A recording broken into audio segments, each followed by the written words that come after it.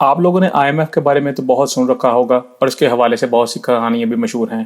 کوئی کہتا ہے کہ یہ ملکوں کو معاشی بدحالی کا جو شکار ہوتے ہیں وہاں سے بہتر کرنے کی کوشش کرتا ہے، کوئی کہتا ہے کہ یہ ملکوں کا بیڑا گرک کرنے کا کام آتا ہے، معاشی بحالی کے کام نہیں آتا۔ آج ہم آپ کو بتائیں گے کہ آئی ایم ایف ہے کیا اور یہ کس کس طریقے سے ملکوں کی مدد کرتا ہے اور کن کن معاملات میں یہ ملکوں پر نظر رکھتا ہے۔ آئی ایم ایف ہے کیا؟ آئی ایم ایف 119 رکن ممالک پر مشتمل ایک بین الاقوامی ادارہ ہے۔ یہ سب مل کر عالمی معیشت کو مستحکم کرنے کی کوشش کرتے ہیں۔ کوئی بھی ملک تقاضے پورے کر کے اس میں شمولیت کی درخواست دے سکتا ہے۔ ان تقاضوں میں معیشت سے متعلق معلومات اور کوٹا سبسکرپشن کھلائی جانے والی واجب ادا رقم شامل ہے۔ سبسکرپشن کے لیے جو ملک جتنا امیر ہوتا ہے اسے اتنے زیادہ پیسے ادا کرنے ہوتے ہیں۔ کسی معیشت کی نگرانی اور اس کی حمایت کے لیے آئی ایم ایف 3 کام کرتا ہے۔ معاشی اور مالی معاملات کی ٹریکنگ، یہ دیکھتا ہے کہ ایک ملک کی کارکردگی کیسی ہے اور اسے کن خطرات کا سامنا ہے، جیسے برطانیہ میں بریگزٹ کی غیر یقینی صورتحال کے بعد تجارتی تنازعات اور پاکستان میں شدت پسندوں کی پرتشدد کارروائیوں کے معاشی اثرات۔ رکن ممالک کو تجاویز دی جاتی ہیں کہ وہ اپنی معیشت کیسے بہتر بنا سکتے ہیں۔ ان ملکوں کے لیے قلیل مدتی قرضے اور مالی معاونت جو مشکلات سے دوچار ہیں۔ یہ قرضے رکن ممالک کے کوٹا سبسکرپشن سے ممکن ہوتے ہیں۔ سال 2018 میں ارجنٹائن نے آئی ایم ایف کی تاریخ کا سب سے بڑا 57 ارب ڈالر کا قرض حاصل کیا تھا۔ رکن ملک کو دینے کے لیے آئی ایم ایف کے پاس کل رقم $1 ٹریلین ہے۔ اکثر آئی ایم ایف کو قرض کے حصول کا آخری راستہ سمجھا جاتا ہے۔ معاشی بحران سے متاثرہ کسی بھی ملک کی آخری امید آئی ایم ایف سے وابستہ ہوتی ہیں۔ ہارورڈ یونیورسٹی کے ماہر معاشیات بنجامن فرینڈمن کہتے ہیں کہ آئی ایم ایف کے اثرات کا تعین کرنا مشکل ہے، کیونکہ یہ جاننا ناممکن ہے کہ آیا اس کی مداخلت نے کسی ملک میں معاملات کو بہتر بنایا ہے یا بدتر، اور اس کا متبادل کیا ہو سکتا تھا۔ سال 2002 میں برازیل نے اپنے قرضوں کی وجہ سے ڈیفالٹ ہونے سے قبل آئی ایم ایف کا قرضہ حاصل کیا۔ اس کی حکومت جلد ہی معیشت کو بحال کرنے میں کامیاب ہوئی اور اس نے 2 سال قبل ہی اپنا تمام قرضہ ادا کر دیا ہے۔ آئی ایم ایف قرض دیتے ہوئے بعض اوقات رکن ممالک پر سخت پابندیاں عائد کرتا ہے، جن پر یہ کہہ کر تنقید کی جاتی ہے کہ یہ ضرورت سے زیادہ مشکل ہیں۔ ان میں حکومتی قرضے میں کمی، کارپوریٹ ٹیکسوں میں کمی اور ملکی معیشت کو بیرونی سرمایہ کاری کے لیے کھولنا شامل ہے۔ 2009 میں جب یورپ کا معاشی بحران شروع ہوا تو یونان سب سے زیادہ متاثر ہوا۔ آئی ایم ایف سے امداد حاصل کرنے کے لیے یونان کو اپنی معیشت میں اہم تبدیلیاں کرنا پڑی تھیں۔ ناقدین کا کہنا ہے کہ آئی ایم ایف کے اصرار پر یونان کی کم خرچ کرنا کی پالیسی سخت تھی، جس نے ملک کی معیشت اور معاشرت دونوں کو نقصان پہنچایا۔ آئی ایم ایف کے موجودہ سربراہ کون ہیں؟ سن 2019 سے Kristalina Georgieva I M F کی مینیجنگ ڈائریکٹر ہیں۔ وہ اس سے قبل عالمی بینک کی چیف ایگزیکٹو تھیں، جنہوں نے آئی ایم ایف نے کرسٹینا لیگارڈ کی جگہ لی، جو خود اب مرکزی یورپین بینک کی صدر ہیں۔ کرسٹینا بلغاریہ سے تعلق رکھنے والی پہلی آئی ایم ایف سربراہ ہیں جو یورپی یونین کا سب سے غریب ملک ہے۔ آئی ایم ایف کے آغاز کے بعد سے عمومی طور پر ادارے کا سربراہ یورپی ہوتا ہے، جبکہ عالمی بینک کی صدارت امریکی شہری کے پاس رہتی ہے۔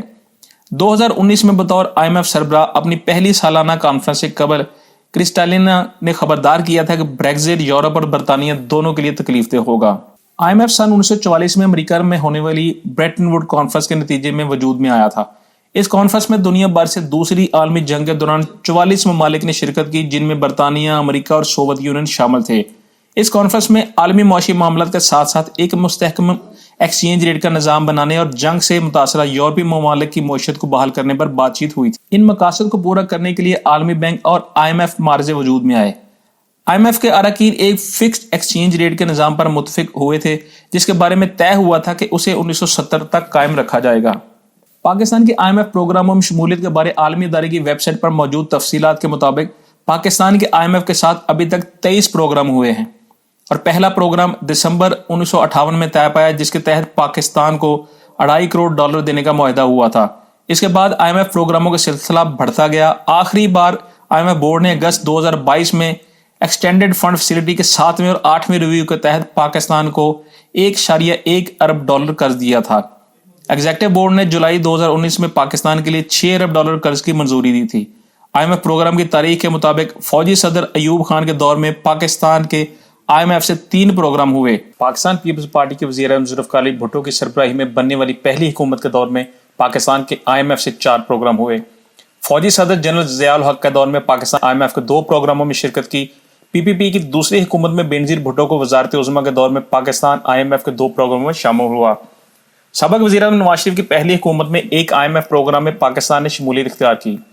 بینظیر بھٹو کی وزارت عظمیٰ کے دوسرے دور میں پاکستان آئی ایم ایف کے 3 پروگراموں میں شامل ہوا۔ تو نواز شریف کی دوسری وزارت عظمیٰ میں پاکستان نے 2 IMF پروگراموں میں شمولیت اختیار کی۔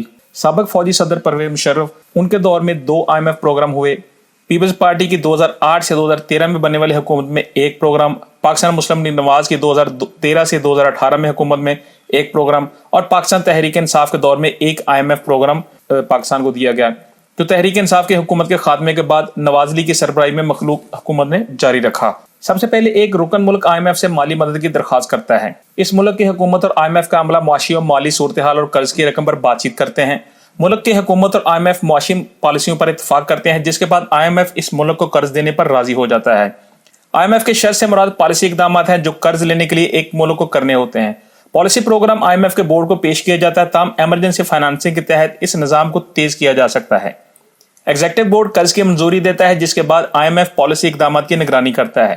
ملک کی معاشی اور مالی صورتحال بہتر ہونے پر IMF کو قرض کی رقم واپس کی جاتی ہے تاکہ اسے دوسرے رکن مالک کے لیے دستیاب بنایا جا سکے۔ ترقیاتی بینکوں کے برعکس IMF کسی مخصوص پروجیکٹ کے لیے قرض نہیں دیتا۔ اس کا مقصد ملکوں کو معاشی بحران میں مالی معاونت فراہم کرنا ہے۔ ایسے میں معاشی استحکام اور پیداوار کے لیے پالیسیوں پر عمل درآمد یقینی بنایا جاتا ہے۔ کسی ملک میں معاشی بحران کی وجہ بیلنس آف پیمنٹ کرائسس یعنی کہ ادائیگیوں میں عدم توازن ہو سکتی ہے، جس میں ایک ملک کے پاس اتنے پیسے نہیں ہوتے کہ وہ اپنا غیر ملکی قرضہ ادا کر سکے یا درآمدات حاصل کر سکے، یا پھر اس کی آمدن اور اخراجات میں بڑے خسارے کی وجہ سے مالی بحران پیدا ہو سکتا ہے۔ IMF کے مطابق ان بحرانوں سے پیداوار میں کمی آ سکتی ہے، بے روزگاری بڑھ سکتی ہے، آمدن میں کمی آ سکتی ہے اور غیر یقینی کی فضا پیدا ہو سکتی ہے۔ شدید بحران کی صورت میں ڈیفالٹ ہونے کا خطرہ بڑھ جاتا ہے اور قرضوں کی تنظیم نو ناگزیر ہو جاتی ہے۔